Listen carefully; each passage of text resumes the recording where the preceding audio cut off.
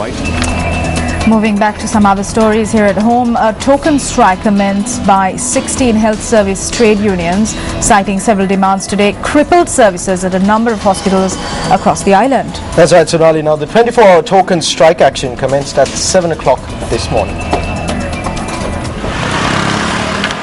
Patients complained that they were severely inconvenienced by this strike action. Our correspondents sent in footage from hospitals across the island.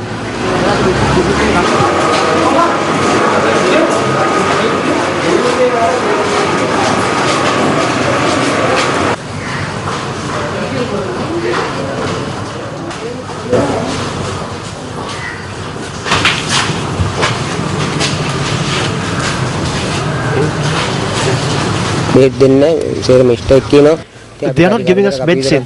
They say everyone is on strike. This is very troublesome to us. There are about 100 to 200 people who come here. We do not have money to pay for medication elsewhere. We did not know that there was a strike. We were not informed by officials. It is completely unjust. People who have money can go to other pharmacies and get their medication. We are poor innocent people who cannot do this. This is a grave injustice.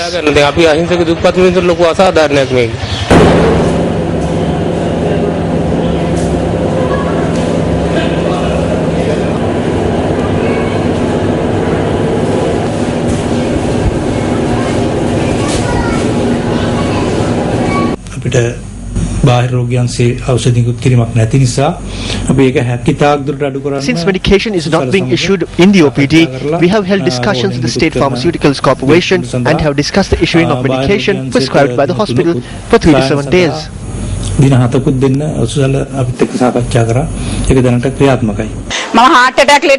I had a heart attack. I'm standing in line waiting for my turn. If the price of my medication runs into the thousands today, I might actually have a heart attack and collapse.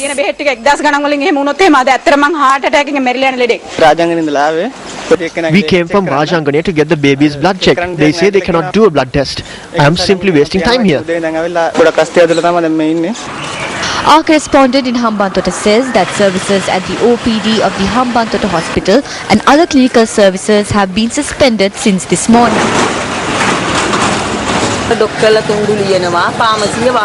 Doctors are writing prescriptions, but the pharmacies are closed. What am I to do now? I'm going home. I'm taking the prescriptions and going home. There's nothing I can do.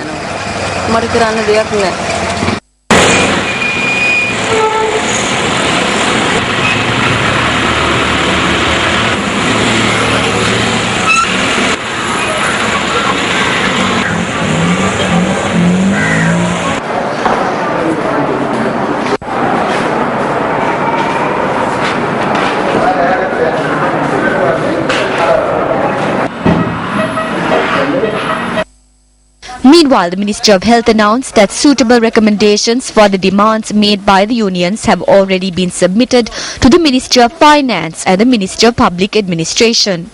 The Ministry of Health notes that the overtime payment ratio, which was at 65%, has been improved to 100%. The Ministry of Health says that it is unjust to demand that overtime payment be increased to 200% when such allowances have been made. Before moving on to more local news, let's take a quick look at the newspaper cartoon of the day.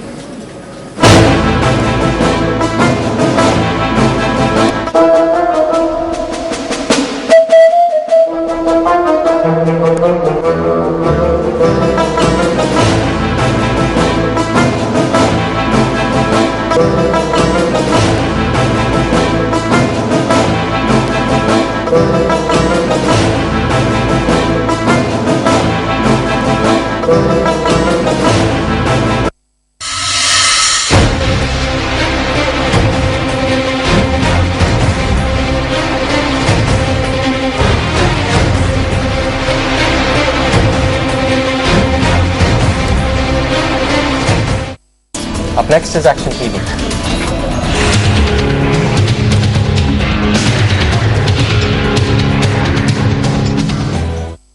As a result of a demonstration staged the day before yesterday opposite the Ampara district secretariat by a group of traditional Chena farmers from Polgasara and several other villages coming under the purview of the Damana divisional secretariat, the Ampara district secretariat had to deploy representatives to these traditional Chena cultivations to inspect the situation brought up by the community. While the Gramanilidari who came here representing the district secretary remained obstinate in the face of the laments of the farmers, he did not succeed in fielding a solution for the farmers' problems.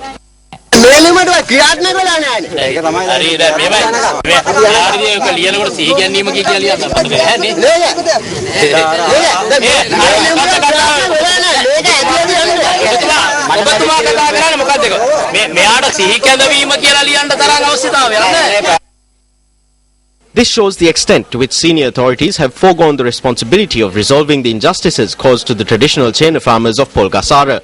On the 8th of August last year, Action TV exposed the injustice that has been caused to these farmers for the first time. These lands, which were severely affected by the war, were used for Chena cultivation for over 5 decades. However, in 2009, these lands became a prohibited zone for the farmers. The Forest Conservation Department commenced a teak plantation on these lands as a measure to reap the benefits of the peace that had just dawned. 2 years later, with the teak plantation being rendered a complete and utter failure, the Forest Conservation Department handed over these lands to the Civil Defence Force for the cultivation of the plant known as kaya in order to meet the demand for wood. The Forest Conservation Department provided the CDF with the kaya saplings for this cultivation. Action TV revealed that instead of planting the kaya saplings, the Civil Defence Force had been hiding the saplings in the jungle. 11 days after the Action TV expose on the 19th of August last year, the Ampara District Wildlife Officer had addressed a letter to the Damana Divisional Secretary requesting that the lands be redistributed among the farmers. The farmers were informed of this letter as a result of engaging in this demonstration on Wednesday. Instead of deploying junior officials who are incapable of resolving the problems faced by these farmers, shouldn't steps be taken in accordance with this letter received over a year ago to return the lands to the agrarian community and enable them to solidify their livelihoods? District Secretary of Ampara, this is over to you.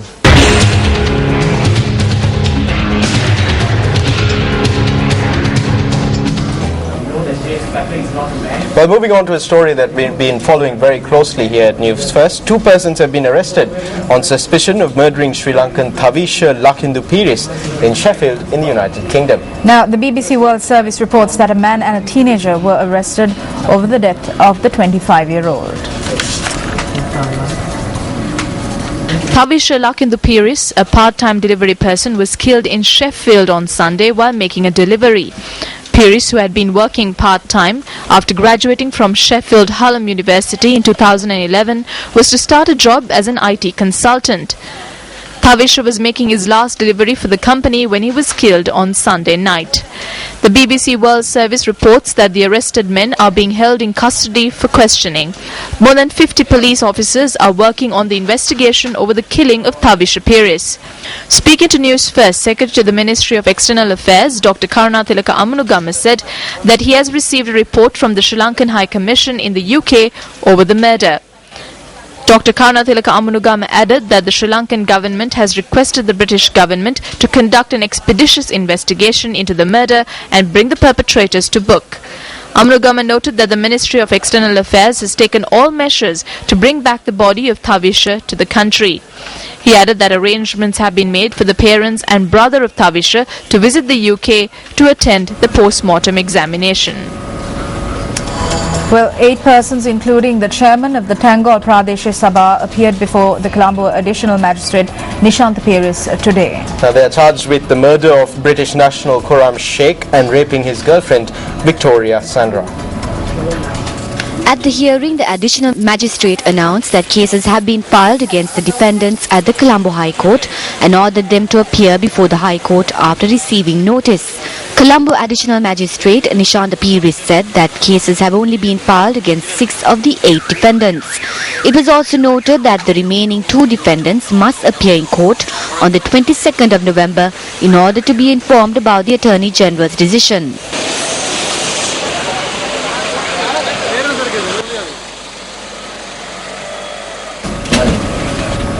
Well, recently on News First, we reported on a clash between the chairman and deputy chairman of the Bentota Pradeshya Sabha. Sonali, I believe we have an update on that story. That's right, Nadeem. Now, the chairman and deputy chairman of the Bentota Pradeshya Sabha, who had been arrested by the police, were released on bail after being produced before the Balapitiya magistrate today. The chairman of the Bentota Pradeshya Sabha, Gayan Sirimana, who was accused of assaulting the deputy chairman Ranjit Wickramasinghe, was arrested this morning at a private hospital in Colombo. The deputy chairman was also arrested based on a counter-complaint lodged by the chairman. The chairman of the Pradeshya Sabha was released on a surety of 200,000 rupees and the deputy chairman on a surety of 50,000 rupees, subsequent to being produced before Balapitiya magistrate Asoka Bodragama today. The magistrate postponed hearings of the chairman's complaint to the 24th of June next year and ordered that the deputy chairman's complaint be taken up on the 17th of June next year. The Balapitiya magistrate ordered that the chairman of the Pradeshya Sabha present himself at the Bentota police on Sundays on the 2nd and 4th weeks of every month. Democratic Party leader Sarath Fonseca engaged in religious observances yesterday in Kathragama. The group, including Sarath Fonseca, visited Kathragama to receive blessings ahead of the coming Western, Southern and Uva Provincial Council elections. After worshipping at the Kirivehera, the group visited the 4 main devalas in Kathragama. The former Army Commander's wife, Anuma Fonseca, Parliamentarian Jayantha Katagoda and the Democratic Party electorate organisers, including the chief organiser of the Kolonaru electorate, renowned journalist Susil Kindelpitiya, accompanied Fonseca to Kathragama. Also in local news, an accident occurred at the Balapokuna junction along Dutugamnu Mauta in Kohuala due to a multiple vehicle collision. The accident occurred at around 3 this evening. The police say that a private bus that experienced a failure in its brake system had collided onto a vehicle in front of it. According to the police, this had resulted in a 7-vehicle pileup.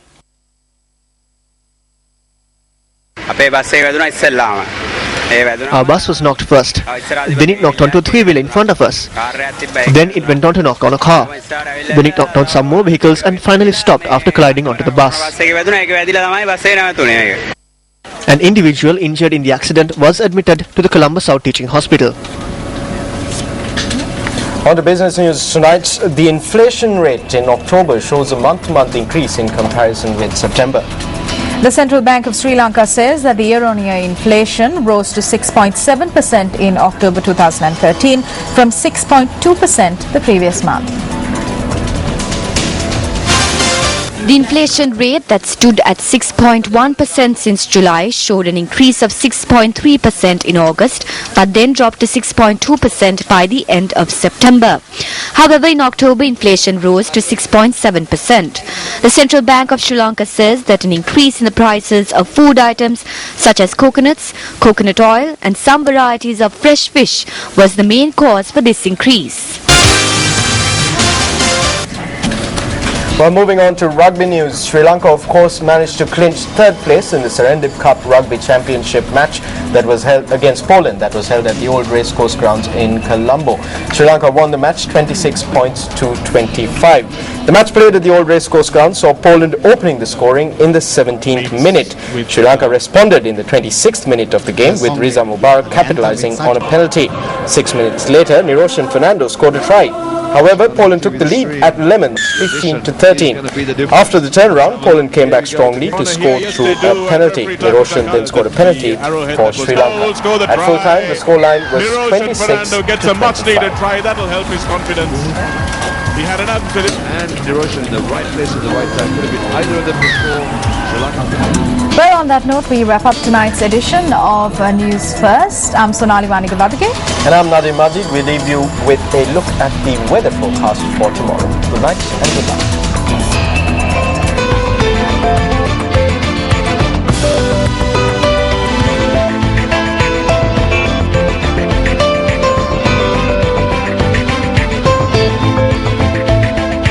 News First at 9.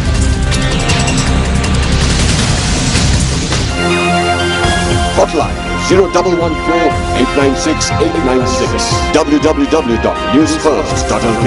Feedback at newsfirst.lk.